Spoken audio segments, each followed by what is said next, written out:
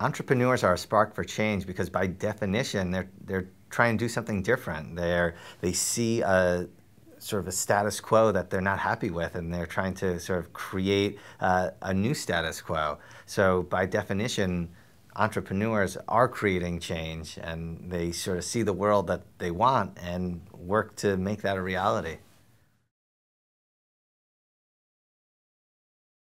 I'm excited to work with the United Nations to try and have a big impact, right? The United Nations is the institution of scale, is the institution of massive change and impact. And if I can have a small sort of impact on that, then we're talking about big change.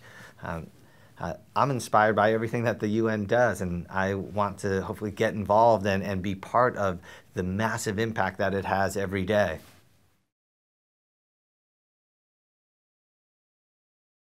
You know, it's funny, as I think back to what keeps me up at night, it's actually not sort of my day job at Warby Parker. It's these complex, intractable problems that the UN is working to resolve every day, whether it's climate change, deadly conflict, clean water, education. You know, these are issues that I always had hoped growing up that we'd be farther along than we are today. And this is why we need to push every day and support the UN in its mission to sort of solve these big sort of global issues.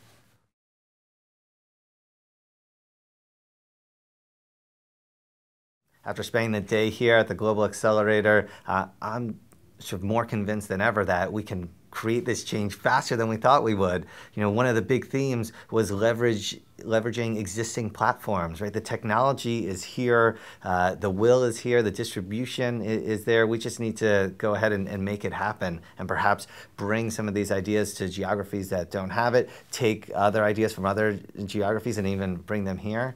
You know, what's exciting is that there can be this mutual learning. I'm learning as much here as hopefully I'm sharing best practices from Warby Parker. I can also bring those learnings back to my organization.